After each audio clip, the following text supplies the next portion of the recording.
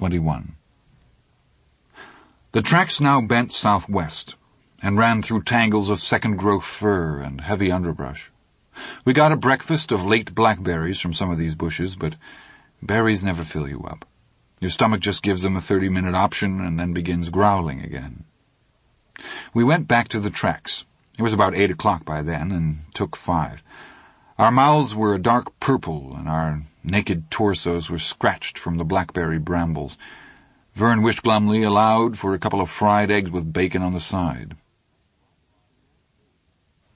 That was the last day of the heat, and I think it was the worst of all.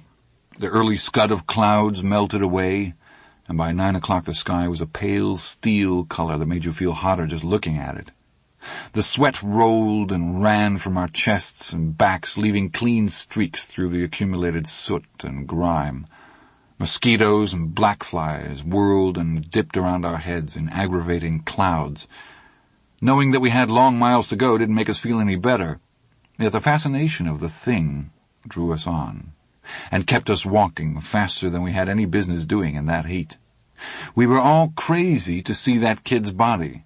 I can't put it any more simply or honestly than that. Whether it was harmless, or whether it turned out to have the power to murder sleep with 100 mangled dreams, we wanted to see it. I think that we had come to believe we deserved to see it. It was about 9:30 when Teddy and Chris spotted water up ahead. They shouted to Vern and me. We ran over to where they were standing. Chris was laughing, delighted. "Look there, beavers did that." He pointed. It was the work of beavers, all right. A large-bore culvert ran under the railroad embankment a little way ahead, and the beavers had sealed the right end with one of their neat and industrious little dams, sticks and branches cemented together with leaves, twigs, and dried mud. Beavers are busy little fuckers, all right. Behind the dam was a clear and shining pool of water, brilliantly mirroring the sunlight. Beaver houses humped up and out of the water in several places. They looked like wooden igloos. A small creek trickled into the far end of the pool, and the trees which bordered it were gnawed a clean bone white to a height of almost 3 feet in places. "Railroad will clean this shit out pretty soon," Chris said. "Why?" Vern asked. "They can't have a pool here," Chris said. "It'd undercut their precious railroad line. That's why they put that culvert in there to start with. They'll shoot 'em some beavers and scare off the rest, and then knock out their dam. And this'll go back to being a bog like it probably was before." "I think that eats the meat," Teddy said. Chris shrugged. "Who cares about beavers? Not the great southern and western Maine, that's for sure." "You think it's deep enough to swim in?" Vern asked, looking hungrily at the water. "One way to find out," Teddy said. "Who goes first?" I asked. "Me," Chris said. He went running down the bank, kicking off his sneakers and untying his shirt from around his waist with a jerk. He pushed his pants and undershorts down with a single shove of his thumbs. He balanced first on one leg and then on the other to get his socks. Then he made a shallow dive. He came up shaking his head to get his wet hair out of his eyes. "It's fucking great!" he shouted. "How deep?" Teddy called back. He had never learned to swim. Chris stood up in the water and his shoulders broke the surface. I saw something on one of them, a blackish-grayish something. Decided it was a piece of mud and dismissed it. If I had looked more closely, I could have saved myself a lot of nightmares later on. "Come on in, you chickens!" He turned and thrashed off across the pool in a clumsy breaststroke, turned over and thrashed back. By then we were all getting undressed. Vern was in next, then me. Hitting the water was fantastic, clean and cool. I swam across to Chris, loving the silky feel of having nothing on but water. I stood up, and we grinned into each other's faces. "Boss!" We said it at exactly the same moment. "Fucking jerk off," he said, splashed water in my face, and swam off the other way. We goofed off in the water for almost half an hour before we realized that the pond was full of bloodsuckers. We dived, swam underwater, ducked each other.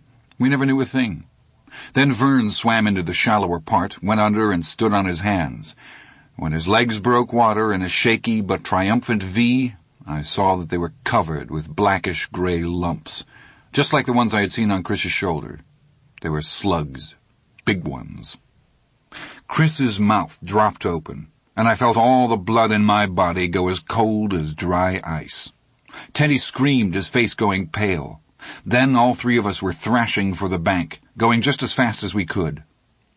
I know more about freshwater slugs now than I did then, but the fact that they are mostly harmless has done nothing to allay the almost insane horror of them I've had ever since that day in the beaver pool. They carry a local anesthetic and an anticoagulant in their alien saliva, which means that the host never feels a thing when they attach themselves.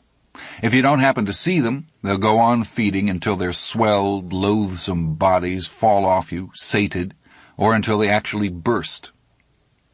We pulled ourselves up on the bank, and Teddy went into a hysterical paroxysm as he looked down at himself. He was screaming as he picked the leeches off his naked body. Vern broke the water and looked at us, puzzled. "What the hell's wrong with it?" "Leeches!" Teddy screamed, pulling two of them off his trembling thighs and throwing them just as far as he could. "Dirty motherfucking bloodsuckers!" His voice broke shrilly on the last word. "Oh, God, oh, God, oh, God, oh, God," Vern cried. He paddled across the pool and stumbled out. I was still cold. The heat of the day had been suspended. I kept telling myself to catch hold, not to get screaming, not to be a pussy. I picked half a dozen off my arms and several more off my chest. Chris turned his back to me. "Gordy, there any more? Take 'em off if there are. Please, Gordy." There were more, 5 or 6, running down his back like grotesque black buttons. I pulled their soft, boneless bodies off him. I brushed even more off my legs, then got Chris to do my back. I was starting to relax a little, and that was when I looked down at myself and saw the granddaddy of them all clinging to my testicles. Its body swelled to 4 times its normal size. Its blackish-gray skin had gone a bruised purplish red. That was when I began to lose control. Not outside, at least not in any big way, but inside where it counts. I brushed its slick, glutinous body with the back of my hand. It held on. I tried to do it again and couldn't bring myself to actually touch it. I turned to Chris, tried to speak, couldn't. I pointed instead. His cheeks, already ashy, went whiter still. "I can't get it off," I said through numb lips. Can you... But he backed away, shaking his head, his mouth twisted. "I can't, Gordy," he said, unable to take his eyes away. "I'm sorry, but I can't. No, oh, no."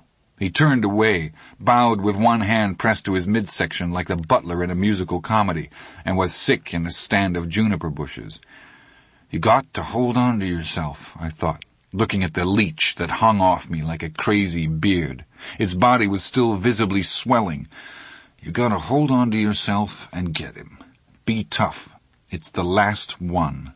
The last one." I reached down again and picked it off, and it burst between my fingers. My own blood ran across my palm and inner wrist in a warm flood. I began to cry. Still crying, I walked back to my clothes and put them on. I wanted to stop crying, but I just didn't seem able to turn off the waterworks. Then the shakes set in, making it worse. Vern ran up to me, still naked. "They off, Gordy? They off me? They off me?" He twirled in front of me like an insane dancer on a carnival stage. "They off, huh? Huh? They off me, Gordy?" His eyes kept going past me, as wide and white as the eyes of a plaster horse on a merry-go-round. I nodded that they were and just kept on crying. It seemed that crying was going to be my new career.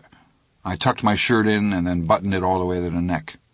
I put on my socks and my sneakers.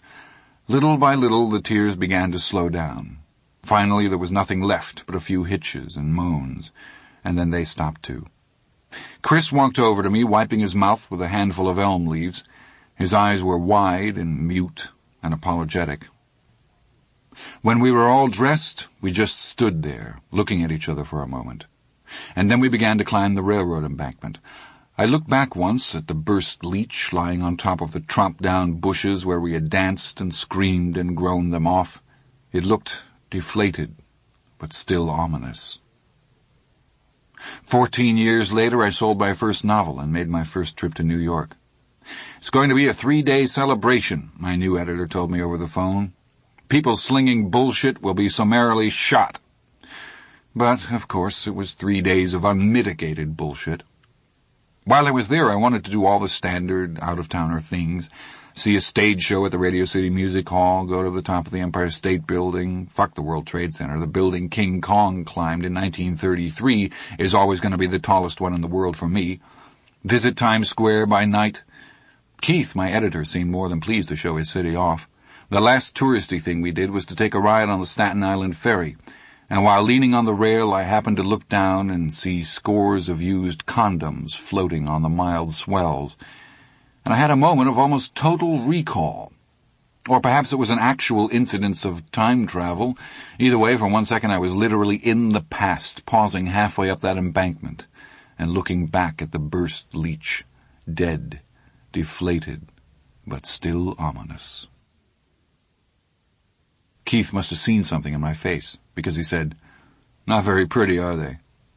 I only shook my head, wanting to tell him not to apologize, wanting to tell him that you didn't have to come to the Apple and ride the ferry to see used rubbers, wanting to say, the only reason anyone writes stories is so they can understand the past and get ready for some future mortality. That's why all the verbs in stories have ed endings, Keith, my good man, even the ones that sell millions of paperbacks. The only two useful art forms are religion and stories. I was pretty drunk that night, as you may have guessed. What I did tell him was, I was thinking of something else, that's all. The most important things are the hardest things to say.